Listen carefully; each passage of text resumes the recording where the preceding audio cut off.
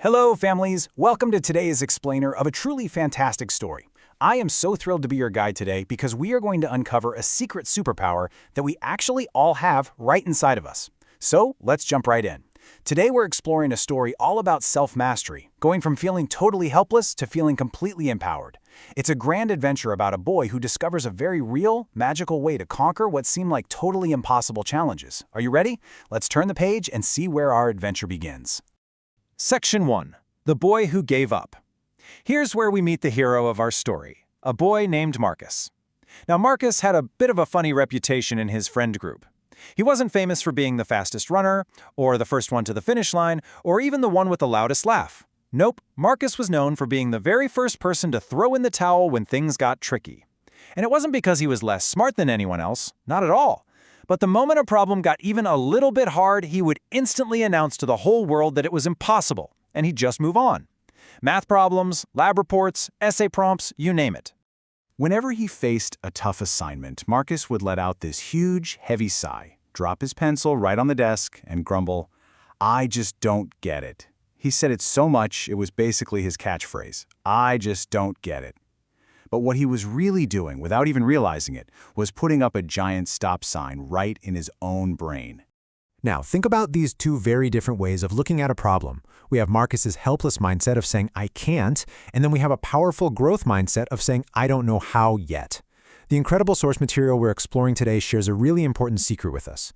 The very moment you say, "I can't," instead of "I don't know how yet," well, you've already decided exactly how the story ends. By just saying, "I can't," Marcus was writing his own ending before the adventure even started. Section 2. The Chemistry Worksheet Challenge. Let's see how this builds into a real-life challenge. Picture this. It's science class. The room smells a little bit like vinegar and old textbooks. Marcus and his quiet lab partner, a girl named Priya, are staring down a very, very tough chemistry worksheet. And it's not just their first try. It's not even their second try. They are on their third frustrating, failed attempt at this thing. The tension is totally building, and Marcus is just about ready to drop his pencil and say his favorite sentence. Section 3. One very specific question. But this time, something entirely different happens. Instead of letting Marcus give up, and instead of lecturing him about trying harder, Priya does something completely unexpected. She challenges his vague, cloudy frustration with a truly magical question. She doesn't get angry, and she definitely doesn't do the work for him.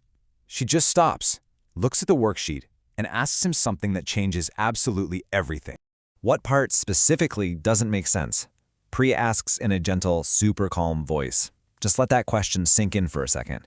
She didn't ask, "Why don't you get it?" She asked, "What part specifically was the problem?" She was basically asking him to point right at the monster in the dark so they could turn a bright flashlight right on it. Now, Marcus opened his mouth to say all of it, because, well, of course, that was his usual answer. It's exactly what his brain was used to doing. But he didn't say it. Something about the brilliant specificity of Priya's question completely stopped him in his tracks. All of it wasn't really a true answer anymore. He actually had to look at the paper to answer her question. Section 4. Finding Step 3. So Marcus looks down at the worksheet again. His eyes scan the page. He looks at the first sentence. He looks at the first calculation. And suddenly his heart starts beating just a little faster because he makes a shocking discovery. That dark, scary cloud of "I don't get it" actually starts to clear away, revealing exactly what is going on. It's amazing what Marcus realized in that moment. Step 1? Actually, he understood the first step perfectly. Step 2? He understood that one too. He knew exactly what to do in those first two steps.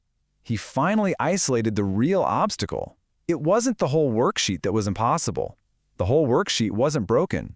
It was really just Step 3 where things went sideways. "Step 3!" Marcus exclaimed. And the moment those words left his mouth, the entire world shifted. It was just Step 3 causing all the trouble. By finding that one number, he transformed the whole intimidating, scary chemistry worksheet into just one concrete thing. One single step he could ask a question about, or look up in a book, or just think through. He had finally found his target. Priya smiled.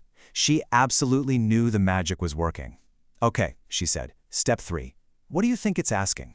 See, Priya never just gave him the answer. She helped Marcus completely own the question.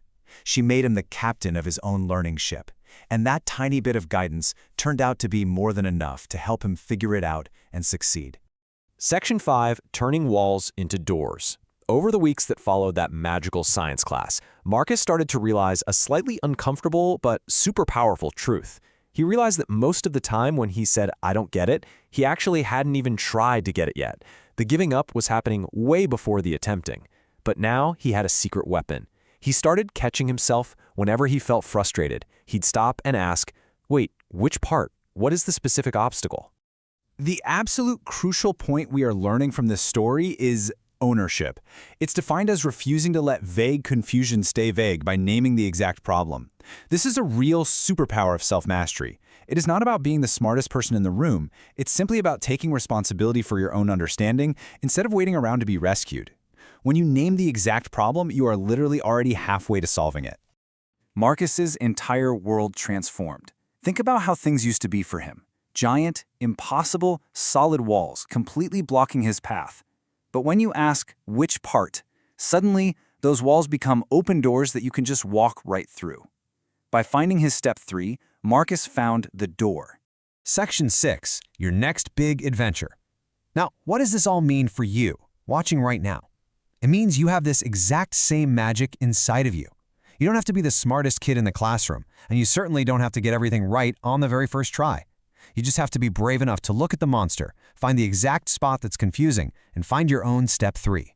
So, I want to leave you with a really fun challenge for your own adventure today. Think of a subject in school, or maybe a hobby or a chore at home that feels confusing right now. Instead of saying, "I can't," can you identify the one specific part that is actually tripping you up? Find your step 3, and I promise you that wall will turn right into a door. Thank you so much for joining me on this incredible journey from helplessness to empowerment.